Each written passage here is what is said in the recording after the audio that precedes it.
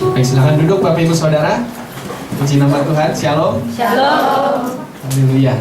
Saya senang sekali bisa bertemu dengan Bapak Ibu di hari yang kedua ini. Setelah kemarin Natal, hari ini kita ketemu lagi.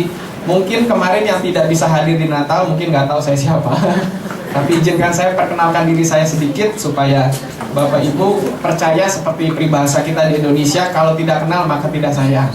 Jadi supaya saya bisa disayang, izinkan saya memperkenalkan diri dulu.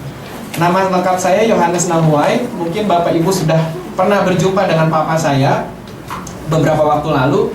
Datang ke tempat ini bersama dengan Pendeta Jimmy Manhutu. Pak Jimmy Manhutu ini adalah perwakilan Gereja Bethel Indonesia untuk wilayah Eropa. Jadi kalau Bapak Ibu yang ada di kota Athena ini berada di bawah naungan GBI wilayah Eropa. Dan beliaulah adalah badan pengurus yang untuk membawahi Bapak Ibu Saudara. Walaupun di gereja lokal ini ada ada gembalanya Pak Victor, tapi untuk wilayah Eropa itu dipimpin oleh Pak Jimmy. Nah, kalau di seluruh dunia itu GBI itu diketuai oleh Pendeta Yakob Nahuai, papa saya. Dan beberapa waktu lalu beliau sudah hadir ke tempat ini meresmikan gedung kita di tempat ini. Nah, mungkin ibu bapak kalau yang belum pernah berjumpa dengan mama saya bingung, ini Pak Yakob hitam kok saya bisa begini kulitnya. Jadi papa saya itu menikah dengan Chinese. Papa saya Ambon Tulen, Ambon asli. Dan saya kebagian lebih banyak Chinese-nya. Jadi seperti inilah jadinya saya. Kalau di gereja lokal di Kelapa Gading, di GB Mawar Sarun Pusat, saya membantu pelayanan papa saya menjadi ketua dari Komisi Pemuda dan Anak. Yang dimaksud dengan Komisi Pemuda dan Anak adalah komisi yang membawahi 4 komisi pokok. 4 komisi pokok itu adalah komisi anak yang biasa kita kenal dengan sekolah minggu. Lalu ada remaja, ada pemuda, ada dewasa muda. Nah, saya inilah di Kelapa Gading, di Jakarta, dipercayai menjadi gembala dari 4 komisi ini. Atau istilah bahasa kerennya itu bahasa Inggris, youth pastor.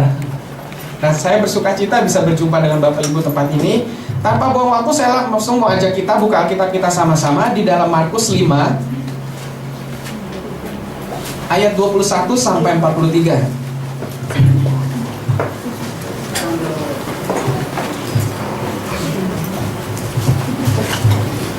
Markus 5 ayat 21 sampai 43. Sekali lagi Markus 5 ayat 21 sampai 43. Saya rasa ibu bapak datang jauh-jauh ke tempat ini pasti bawa Alkitab. Jadi kita baca bergantian. Saya minta tolong, karena ini ayat-ayatnya cukup banyak, saya minta tolong untuk kita baca bergantian. Sekali lagi Markus 5 ayat 21 sampai ayat 43. Nanti saya akan baca ayat yang ganjil, Bapak Ibu Saudara akan baca ayat yang genap. Kita akan baca bergantian. Markus 5 ayat 21 sampai 43. Kalau kita bawa buku yang diterbitkan oleh Lembaga Alkitab Indonesia, maksudnya Alkitab buku ini, kita akan menemukan judul perikopnya di sana. Judul perikopnya itu bunyinya apa? Yesus membangkitkan anak Yairus dan menyembuhkan seorang perempuan yang sakit pendarahan.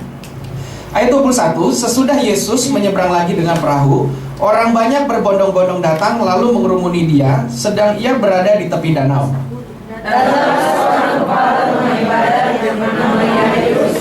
Ketika ia melihat Yesus, tersungkurlah ia di depan kakinya dan memohon dengan sangat kepadanya, anakku perempuan sedang sakit, hampir mati.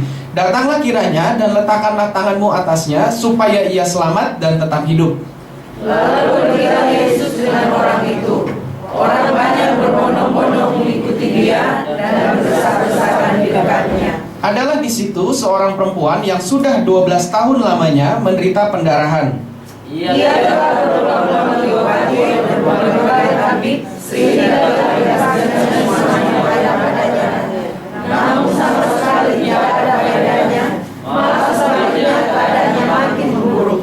Dia sudah mendengar berita-berita tentang Yesus, maka di tengah-tengah orang banyak itu, ia mendekati Yesus dari belakang dan menjamah jubahnya. Katanya, asal dijamah saja jubahnya, aku akan sembuh. Seketika itu juga berhentilah pendarahannya, dan ia merasa bahwa badannya sudah sembuh dari penyakitnya. Pada ketika itu juga Yesus mengetahui bahwa ada tenaga yang keluar dari dirinya.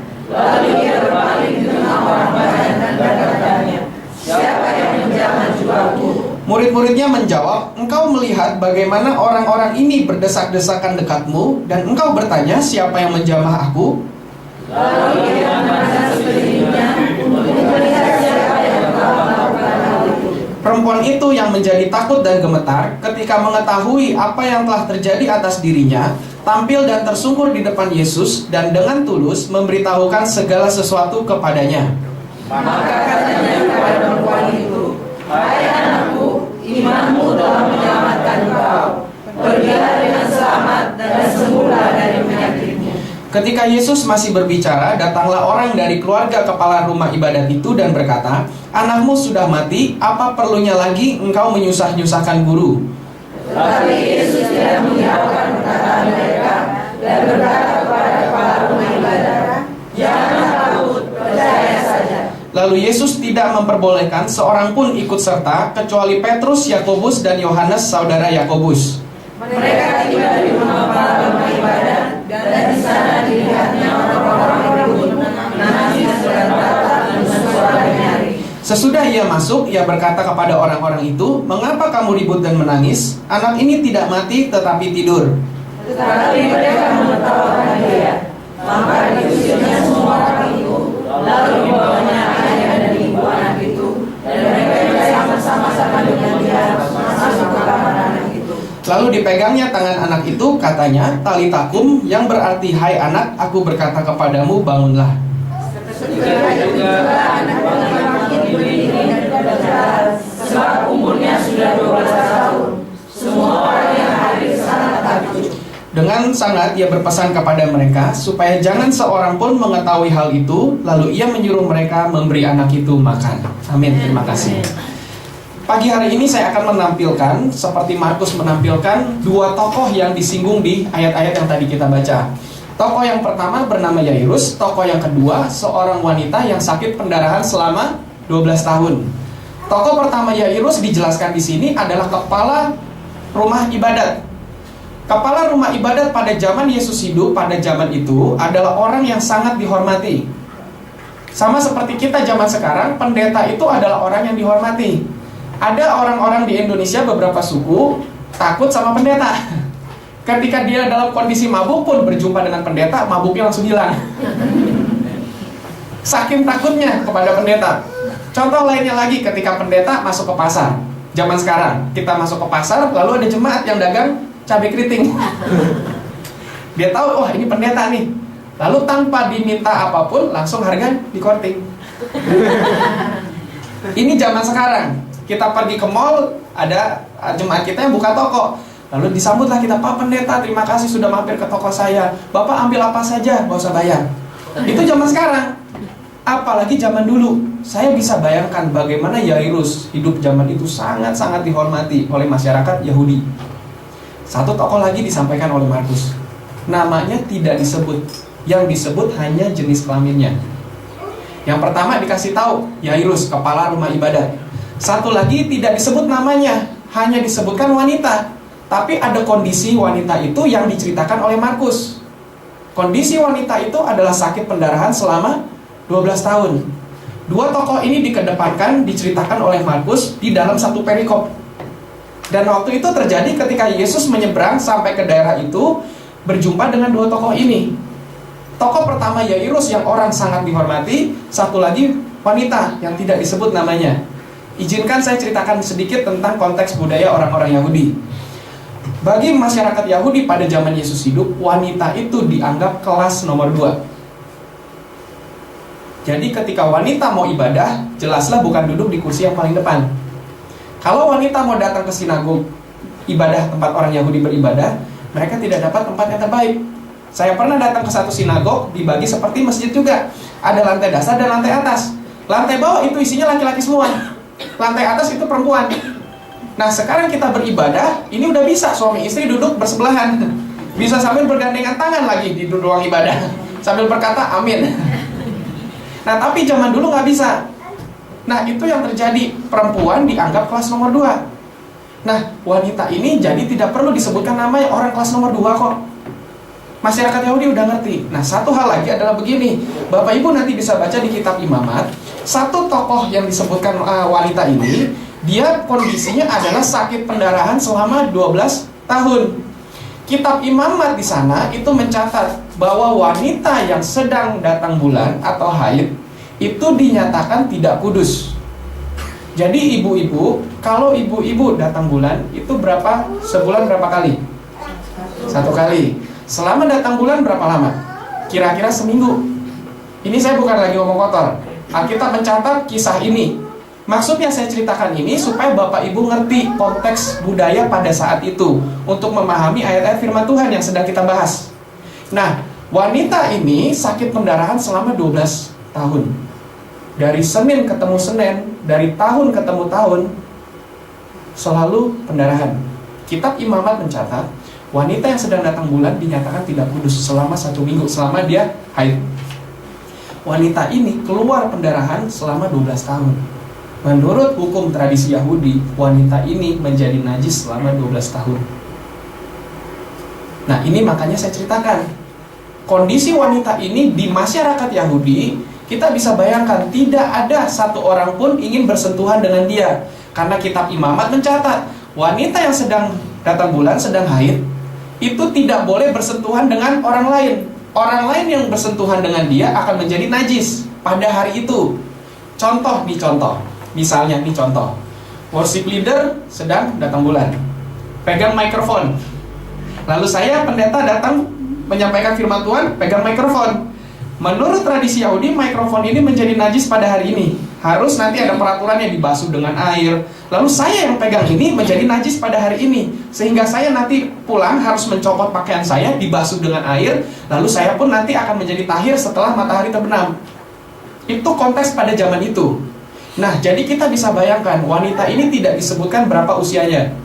Tidak juga disebutkan apakah dia sudah bersuami, sudah berkeluarga atau belum. Saya hanya bayangkan, anggaplah dia wanita single. Berarti kita bisa bayangkan selama 12 tahun tidak ada laki-laki yang ingin berkenalan sama dia. Mau kenalan gimana? Ntar dipikir-pikir, saya kenalan, ngobrol, salaman, najis. Jadi kita bisa bayangkan wanita ini kondisinya sangat-sangat menderita sekali. Menderita secara fisik karena sakit pendarahan, menderita secara sosial karena tidak ada orang yang ingin bergaul dengan dia. Pastilah kalau dia anak gadis, orang tuanya pun tidak berani bersentuhan dengan dia, karena tradisi hukum Yahudi mengatakan barang siapa bersentuhan dengan dia najis, apalagi barang yang disentuh. Saya juga yakin pastilah wanita ini sangat terkenal di masyarakat itu, karena orang-orang akan ngomong, dia sakit pendarahan loh, nanti kesentuh dia, kita najis. Nah, 2 tokoh ini disampaikan oleh Markus. 2 tokoh ini berhadapan dengan Yesus. Oleh sebab itu saya ingin temakan khotbah saya. Tema khotbah saya adalah iman yang benar. Kita semua adalah orang yang beriman. Kita pasti punya iman. Kita bisa berkata amin. Kita semua punya iman. Nah, iman itu harusnya seperti apa? Markus mengungkapkan iman yang benar itu ada beberapa langkah, ada beberapa poin. Poin yang pertama adalah begini, seperti saya katakan tadi. Markus mengungkapkan ada 2 tokoh. Satu tokoh kepala rumah ibadat yang sangat-sangat dihormati oleh masyarakat Yahudi. Satu tokoh lagi, wanita yang tidak dihargai oleh masyarakat Yahudi. Bahkan dia punya penyakit yang boleh dikatakan menyeramkan. Orang tidak ada yang mau bersentuhan dengan wanita itu. Nah, 2 tokoh ini dikedepankan oleh Markus. 2 tokoh ini berjumpa dengan Yesus. Nah, iman yang benar pertama begini, Bapak Ibu tolong perhatikan Alkitab masing-masing. Kita lihat ulang di ayat ke-22. Ayat ke-22 dikatakan begini, datanglah seorang kepala rumah ibadat yang bernama Yairus. Ketika ia melihat Yesus, tersungkurlah ia di depan kakinya. Itu kisah tentang Yairus. Kita lihat lagi tentang wanita ini di ayat ke-24. Ayat 24, lalu pergilah Yesus dengan orang itu. Orang banyak, maksud saya ayat 25, adalah di situ seorang perempuan yang sudah 12 tahun lamanya menderita pendarahan. Ia telah berulang-ulang diobati oleh berbagai tabib, sehingga telah dihabiskannya semua yang ada padanya, namun tidak ada faedahnya, malah penyakitnya makin memburuk. 2 tokoh ini berjumpa dengan Yesus. Apakah Yesus membeda-bedakan mereka? Masyarakat boleh membedakan mereka. Oh, Yairus kepala rumah ibadat. Saya bisa bayangkan kalau ini didramakan. Misalnya Yesus baru tiba di daerah itu setelah dari perahu, lalu kepala rumah ibadat, ayat 21, 22 mengatakan kepala rumah ibadat itu langsung menghampiri Yesus. Saya yakin orang banyak berbondong-bondong akan membuka jalan. Biarlah Yairus, kepala rumah ibadat, langsung yang orang pertama berjumpa dengan Yesus. Yesus berjumpa dengan Yairus.